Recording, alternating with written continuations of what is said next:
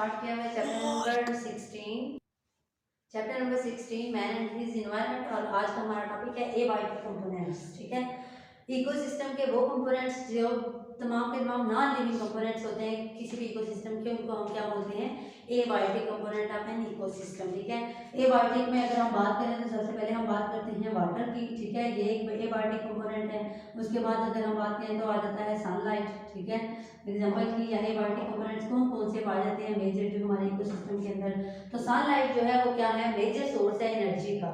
अब आप लोग देखिए कोई भी फूड चेन जब स्टार्ट हो रही है तो वो कहाँ से स्टार्ट होती है, प्रोड्यूसर्स से, मतलब प्लांट से स्टार्ट होती है। ठीक है, तो प्लांट अपनी खुराक को, प्लांट वाहिद ऑर्गेनिज्म है जो अपनी खुराक को तैयार करते हैं, ऑटोट्रॉफ्स हैं।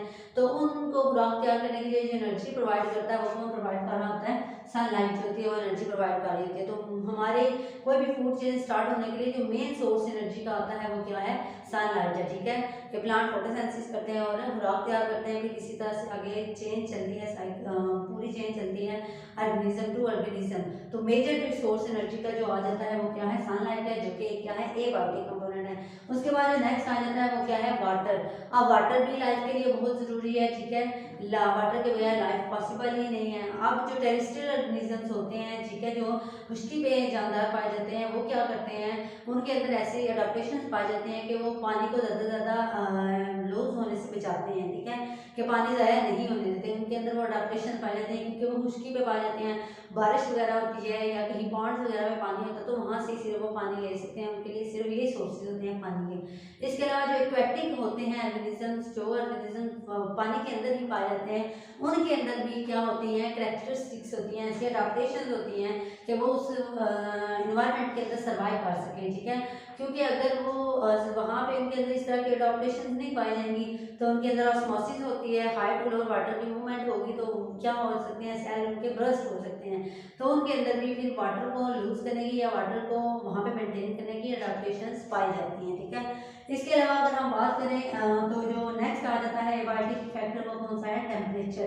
तो टेम्परेचर भी हमारी लाइफ के लिए या जितने भी ऑर्गेनिज्म है उनकी लाइफ के लिए ज़रूरी है, क्योंकि आप देखें कोई भी ऑर्गेनिज्म है जब वो फंक्शनिंग होती है या रेस्पिरेशन का प्रोसेस होता है या कोई और प्रोसेस हो रहा होता है एनवायरनमेंट के अंदर या बॉडीज के अंदर ऑर्गेनिजम्स की, तो वहाँ पे वो ऑप्टिमम टेम्परेचर पे फंक्शन करते हैं। एंजाइम जो होते हैं वो भी ऑप्टिमम फंक्शन पे क्या करते हैं, ऑप्टिमम टेम्परेचर पे फंक्शन करते हैं। अगर टेम्परेचर कम या ज़्यादा हो जाता है तो एंजाइम डीनेचर हो जाते हैं। ठीक है, तो मतलब क्या है कि ऑर्गेनिज्म के अंदर मेटाबॉलिक प्रोसेसेस होते हैं वो क्या होते हैं, डिस्टर्बेंस होती है। तो ये भी एक इंपॉर्टेंट एबायोटिक कंपोनेंट है। ठीक है, इसके अलावा क्या कहते हैं कि नॉर्मली जो ऑर्गेनिज्म है वो 0 डिग्री सेल्सियस से 50 डिग्री सेल्सियस के दरमियान क्या करते हैं, सर्वाइव कर सकते हैं। ठीक है, लेकिन कुछ बैक्टीरिया ऐसे हैं हॉट स्प्रिंग में जैसे बैक्टीरिया पाए जाते हैं वो 80 डिग्री सेल्सियस तक के टेम्परेचर को भी क्या करते हैं, फेस कर सकते हैं। ठीक है, उसमें भी वो वहाँ पे जिंदा रह सकते हैं। थर्मस एक्वेटिकस एक बैक्टीरिया है जो कि 50 से ऊपर जो टेम्परेचर होता है वहाँ पे भी सर्वाइव कर सकता है। ठीक है, उसके बाद नेक्स्ट जो एबायोटिक कंपोनेंट आ जाता है वो क्या है, सॉइल। अब सॉइल जो है वो भी मेजर एबायोटिक कंपोनेंट है, क्योंकि इसकी जो कंपोजिशन है, इसकी जो स्ट्रक्चर है वो भी डिपेंड करती है ऑर्गेनिजम्स के आगे मतलब प्रोडक्शन में।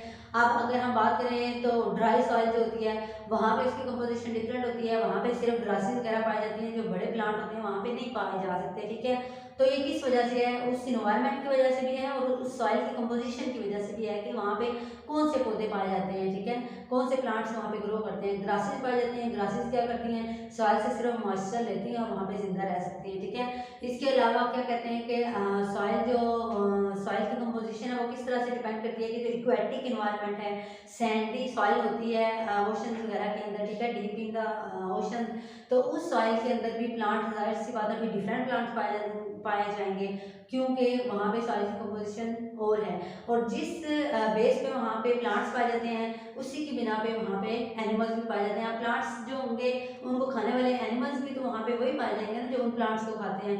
अब जिन एनिमल्स को खुराक नहीं मिलेगी वो वहाँ पे नहीं रह सकते। ठीक है, तो जिस तरह के पौधे होंगे, जिस तरह की सॉइल होगी, उस तरह के प्लांट्स उगेंगे, जिस तरह के प्लांट्स होंगे उस तरह के उसके एनिमल्स वहाँ पे उसके प्रेडेटर्स होंगे उसको खाने वाले। ठीक है, उसके बाद नेक्स्ट जो हमारा आ जाता है एबायोटिक कंपोनेंट वो क्या है, एयर।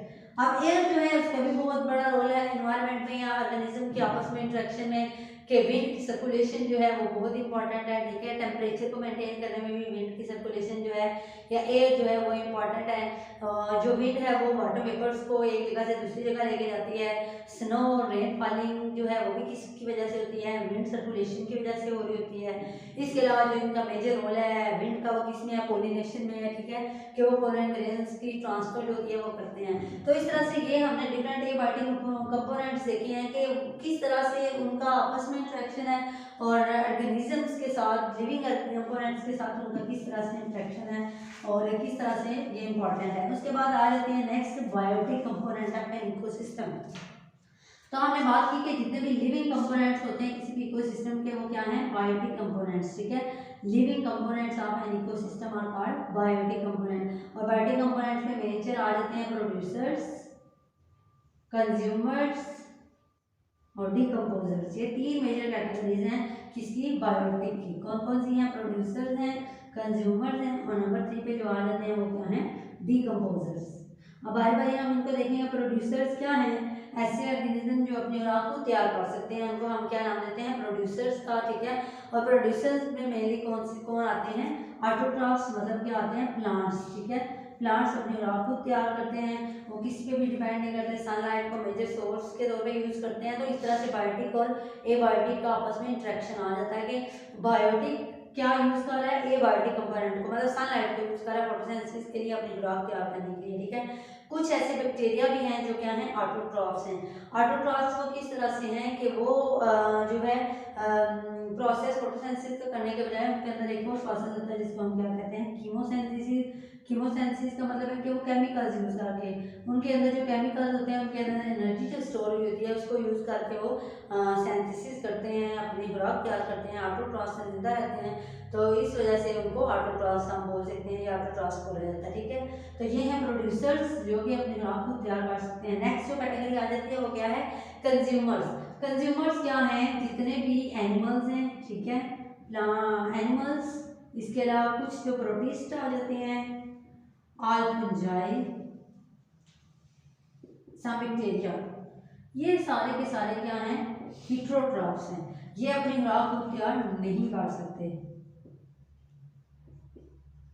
तो ऐसे ऑर्गेनिज्म जो अपनी खुराक को तैयार नहीं करते और दूसरों पे फीड करते हैं, दूसरों की बनी हुई खुराक को यूज करते हैं, वो किसमें आ जाते हैं, कंज्यूमर्स में आ जाते हैं। ये कंज्यूम करते हैं, लेते हैं दूसरे से, एनर्जी ले लेते हैं, तो इस वजह से उन्हें क्या बोला जाता है, कंज्यूमर्स। अब कंज्यूमर्स में भी आगे कैटेगरीज पाई जाती हैं कि वो खाते क्या हैं, उस बेस के आगे से उनकी टाइप्स हैं, ठीक है। सबसे पहले जो आ जाता है वो क्या है, कार्निवर्स। नंबर 2 पे जो आ जाता है वो क्या है, हर्बीवर्स। और नंबर 3 पे आ जाते हैं ऑमनिवर्स। अब ये इस बेस पे कैटेगरी है कि वो खाते क्या हैं, ठीक है। तो सबसे पहले आ जाते हैं हर्बीवर्स, जो डायरेक्टली प्लांट्स को खाते हैं, ठीक है, ग्रासेस खाते हैं या ग्रीन लीव्स वगैरह खाते हैं, वो किस में आ जाते हैं, हर्बीवर्स में आ जाते हैं। जो कि हर्बीवर्स को खाते हैं वो किस में आ जाते हैं, कार्निवर्स में। और जो इन दोनों को खा रहे होते हैं वो किस में आ जाते हैं, ऑमनिवर्स में। और इसमें आ जाती है ह्यूमन आ जाती है, ठीक है। इसमें आप लोग एग्जांपल लेना चाहेंगे तो गोट की एग्जांपल आ जाती है, काऊ की एग्जांपल आ जाती है। तो ये इस बेस पे इनकी टाइप्स हैं कि वो खा रहे क्या होते हैं। एक और तरह से भी इनकी टाइप्स हैं, ठीक है, प्राइमरी कंज्यूमर, सेकेंडरी कंज्यूमर और टर्शियरी कंज्यूमर। ऐसे कंज्यूमर जो डायरेक्टली प्रोड्यूसर पे फीड करते हैं उनको बोलते हैं प्राइमरी कंज्यूमर्स, उसमें तमाम हर्बीवर्स आ जाते हैं। और जो कि खाते हैं किनको, आगे प्राइमरी कंज्यूमर्स को, वो आ जाते हैं सेकेंडरी कंज्यूमर्स में। और जो सेकेंडरी कंज्यूमर्स को खाते हैं वो किसमें आ जाते हैं, टर्शियरी कंज्यूमर्स के अंदर। तो ये डिफरेंट कैटेगरीज पाई जाती हैं किसकी, कंज्यूमर्स की। उसके बाद लास्ट पे आ जाता है डिकम्पोजर्स, फंजाई एंड बैक्टीरिया। ये मेन डिकम्पोजर्स पाए जाते हैं किसी भी इन्वायरमेंट के अंदर, जो कि क्या करते हैं, लार्जर ऑर्गेनिजम्स को डिकम्पोज करते हैं, कम्प्लेक्स मॉलिक्यूल्स को तोड़ते हैं, ठीक है। और उनमें से क्या है, यूजफुल मटेरियल जो अपने लिए होता है वो यूज करते हैं और बाकी जो होता है वो रिटर्न कर देते हैं किसके अंदर, इन्वायरमेंट के अंदर, ठीक है। तो ये आज हमने देखे हैं कि बायोटिक और एबायोटिक कंपोनेंट्स क्या हैं और इनका आपस में इंटरेक्शन किस तरह से इन्वायरमेंट के अंदर।